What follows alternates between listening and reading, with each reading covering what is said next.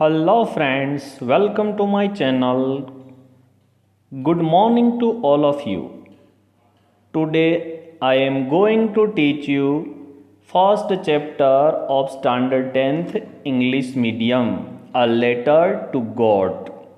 Before we start our chapter, first of all subscribe my channel, like and share, then you will get latest video updates.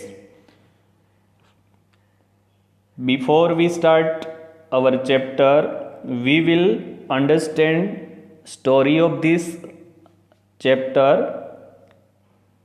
In this story, there are two parts. इसको हम जो story है इसकी उससे पहले थोड़ा समझेंगे, उसके बाद हम हमारा चैप्टर है वो स्टार्ट करेंगे। तो इसमें जो लेंचो है वो मेन कैरेक्टर है कि जो अपनी फैमिली के साथ रहता है और खेतीबाड़ी करके अपनी लाइफ है वो स्पेंड करता है।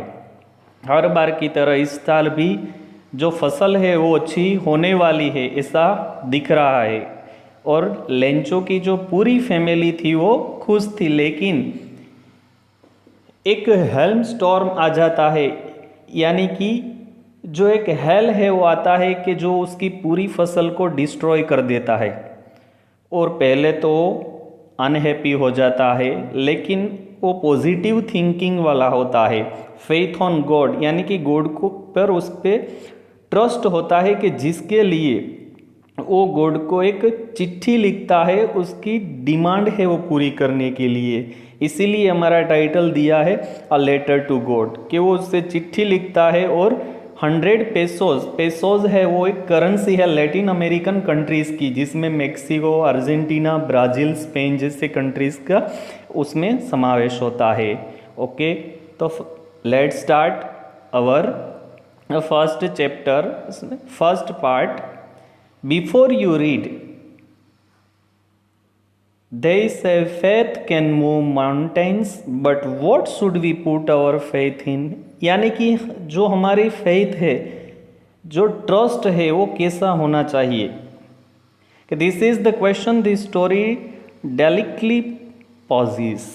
Lencho is a farmer who writes a letter to God when his crops are ruined. यानी कि लेंचो है एक वो फार्मर है, यानी कि वो खेतीबाड़ी करके उसका गुजरान है वो चलाता है, और जब उसकी जो क्रॉप्स है यानी कि फसल है वो बर्बाद हो जाती है, यानी कि डिस्ट्रॉय हो जाती है, तो आस्किंग फॉर 100 पेसोस वो गॉड को लेटर लिखता है और उससे 100 पेसोस है उसकी डिमांड करता है।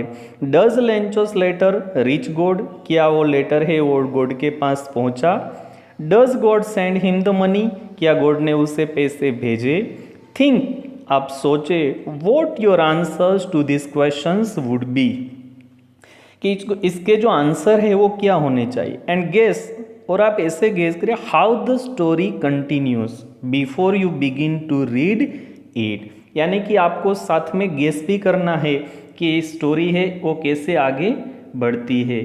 हमें यहाँ एक्टिविटी दी है, वो एक्टिविटी कोई भी लेटर है उससे हम कैसे पोस्ट करते हैं उसके बारे में है। उसके बाद हमें एक department of post India money order कैसे करते हैं उसका एक फॉर्मेट दिया है, ये सभी डिटेल में। और इसके जो आंसर्स है उसका जो सॉल्यूशन है वो भी मैं इसके बाद वहाँ पे रखूँगा, आपको सेंड करूँगा, कि जिससे आप ज़्यादा से ज़्यादा समझ सकते हैं अच्छे से। अब हम हमारी जो स्टोरी है वो स्टार्ट करते हैं। The house, the only one in the entire valley, set on the crest of a low hill. Crest का मीनिंग होता है टॉप ऑफ अ हिल, यानी कि एक जो हिल थी उसके पर एक घर था, कि जो पूरी एंटायर वैली में था। जो क्रेस्ट का मीनिंग होता है टॉप ऑफ अ हिल, यानी कि हिल के पर। From this height one could see the river, उस हाइट पे से हमें एक रिवर दिख सकती है। And the field of ripe corn dotted with the flowers, और हमें एक राइप कॉर्न, कॉर्न यानी कि जो हम बोलते हैं मकाई, उसका जो राइप था यानी कि पाक था वो हमें दिख रहा था, और उसमें डॉटेड विद द फ्लावर्स, छोटे छोटे फ्लावर्स दिख रहे थे। वो क्या दिखा रहे थे कि फसल है वो अच्छी होने वाली है। That always promise a good harvest, कि जो हमें दिखाता है कि वो अच्छे से अच्छी फसल होने वाली है। The only thing the earth needed was a downpour or at least a shower. Downpour का मीनिंग होता है हैवी रेनफॉल यानी कि ज़्यादा से ज़्यादा बारिश होना, और अ शावर का मीनिंग होता है माइल्ड रेन यानी कि अच्छी बारिश होना।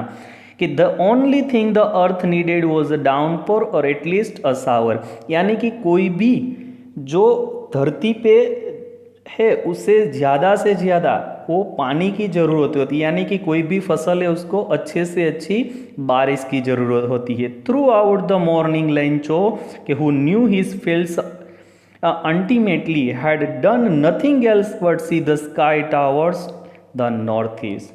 Through out the morning Lencho, यानी कि जो सुबह का टाइम था वहाँ से लेके लेंचो है वो न्यू हिज फील्ड्स इंटीमेटली, यानी कि इंटीमेटली का मीनिंग होता है क्लोजली, वो पूरी तरह नज़दीक से देख रहा था पूरे स्काई को, यानी कि आकाश को, नॉर्थ ईस्ट की, जहाँ से हवा आती है और वो बारिश को लेके आती है।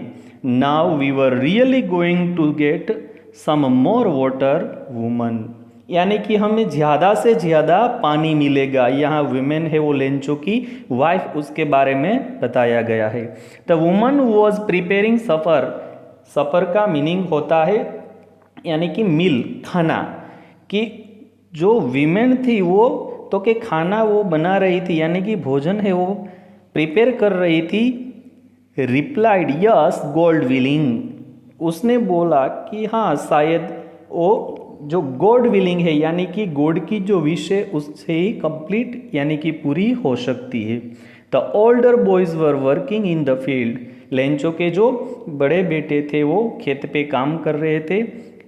While the smaller ones were playing near the house, और जो छोटे बच्चे थे वो घर के बाहर खेल रहे थे। Until the women called to them all come for dinner, और उसकी जो वीमेन यानी कि उसकी जो वाइफ थी उसने उन सबको डिनर के लिए जब तक बुलाया। It was during the meal just as Lencho had predicted, यानी कि जब वो खाना खा रहे थे तभी लेंचो है उसने ऐसा सोचा, अनुमान किया कि big drops of rain began to fall, यानी कि ज़्यादा से ज़्यादा बारिश होनी शुरू हुई।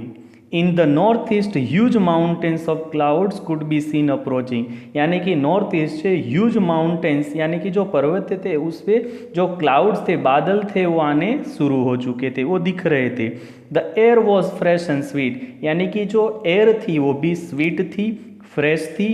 The man went out for no other reason than to have the pleasure of feeling the rain on his body, and when he returned he exclaimed, the man went out for no other reason, कि वो बाहर गया कोई दूसरा reason नहीं था, to have the pleasure of feeling the rain on his body, लेकिन उसके बॉडी पे जो बारिश है वो गिरे और उसका जो आनंद होता है यानी कि जो फीलिंग्स होती है उससे वो कितना हैप्पी होता है वो देखने के लिए वो बाहर गया। And when he return he exclaim, जब वो फिर से अंदर आया तो उसने बोला, these aren't rain drops falling from the sky, these aren't rain drops falling from the sky, कि ये तो के स्काई है उसमें से ये रेन ड्रॉप्स यानी कि जो बारिश है वो नहीं गिर रही है, दे आर न्यू कॉइन्स, ये सिक्के हैं। कि the big drops are 10 cent pieces, यानी कि जो बड़े वाले हैं वो 10 सेंट पीसीस है, and the little ones are 5, और छोटे वाले हैं वो 5 पीस, यानी कि जो बारिश है वो कोई भी फार्मर है उसका जो हार्वेस्ट होता है, उसकी जो फसल होती है उसके लिए बहुत ज़रूरी होता है। इसीलिए जो बारिश है उसके लिए वो सबसे ज़्यादा वैल्यूएबल होती है, यानी कि वो सोने के सिक्के के बराबर होती है। इसीलिए यहाँ लेंचो है वो ऐसे बोल रहा है कि ये रेन ड्रॉप्स नहीं है, यानी कि बारिश नहीं है, लेकिन वो सिक्के गिर रहे हैं।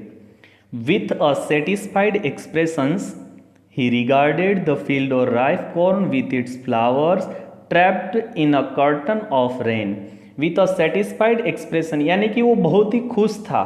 और ही regarded the field ripe corn with its flower, और उसने तो कि जो फसल थी उसमें जो फ्लावर थे वो भी दिख रहे थे। राइप कॉर्न यानी कि जो फसल है वो भी रेडी होने वाली थी। Draped in a curtain of rain, और उसको उसने ड्रेप्ड कर दिया। ड्रेप का मीनिंग होता है कवर्ड विथ अ क्लॉथ, यानी कि ढक देना। But suddenly a strong wind began, लेकिन तभी स्ट्रॉन्ग विंड जो हम हाल स्टॉर्म बोलते हैं वो शुरू हुआ। To blow and along with the rain very large hailstones begin to fall, और उसके साथ हेवी रेन भी स्टार्ट हो गई थी और साथ में ज़्यादा से ज़्यादा हवाएं चल रही थी। These truly did resemble new silver coins, और इसके लिए ये सिल्वर कॉइन जैसे बन गया है कि जो गोल्ड कॉइन लगते थे वो भी सिल्वर कॉइन लगने लगे।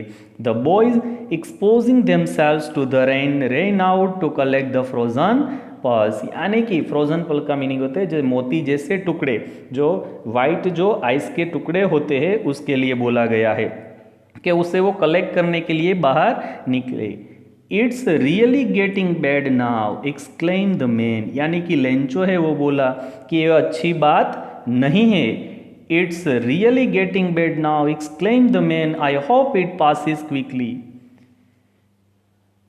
लेंचो है वो अब ऐसा सोचता है, ऐसी आशा करता है कि ये जल्दी से जल्दी चला जाए। It did not pass quickly, लेकिन जो हेल था वो जल्दी से पास नहीं हुआ।